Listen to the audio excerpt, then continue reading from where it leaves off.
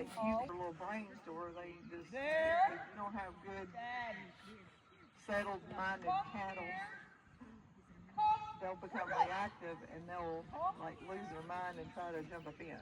So that's why I don't recommend riling cattle up unless you absolutely need the dog with some confidence, because if it's just adrenaline driven and you have a powerful dog anyway, then they're just causing a mess that is unnecessary. And most people, farmers, whatever, are not too keen on the fact that their cows getting ran and harassed.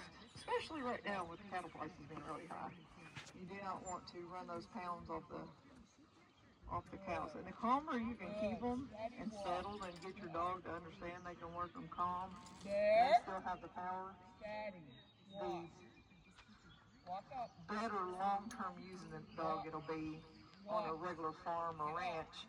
But in a trial situation, your scores will be better because your accuracy on hitting the obstacles will be better. And I'm not talking about just letting the dog trail behind them. I'm talking about the dog walking up when you tell them, pushing on the cows when you tell them to, and just keeping them everything nice and calm.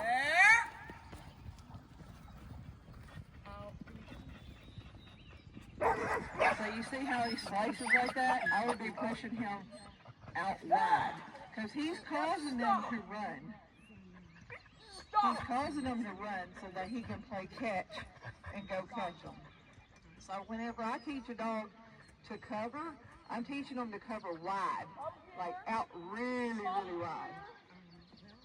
Because if you have calves that are not dog broke and you go send the dog do that, then they will get sometimes ran over if the calves are not dog broke. They'll be like, oh, there's a dog, go right over top of them. Because they're not giving the, these guys are looking for a dog. But if you have non-dog broke calves, they're just looking for an escape. And they're not looking for something to go cut them off. And so they continue forth, and the dog, because the dog cannot physically really stop them because the calves are so much bigger. So I teach the dog to go out wide. It looks nicer and prettier, but like for Australian Shepherds and cattle dogs and stuff like that, they don't necessarily kick out wide naturally.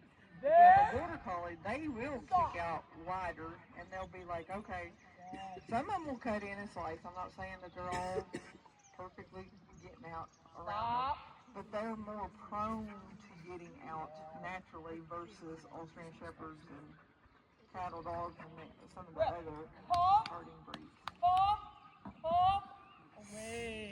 You're allowed to just say feral white dog for cutting in. No, your dog is not the only one that, definitely not the only one that ever cuts in.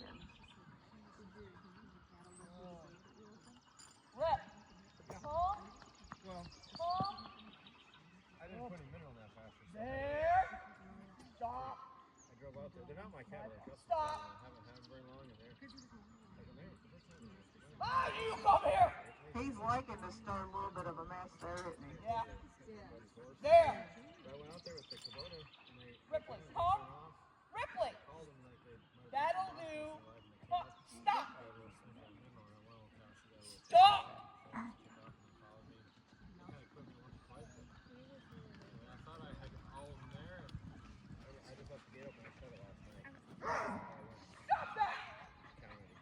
I would really get after him because he's really having a blast there. You lie down!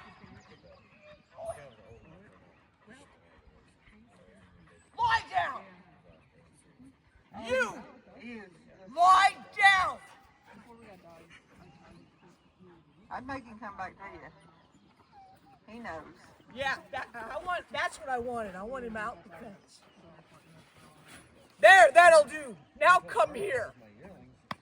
Ripley. He said somebody else had you hold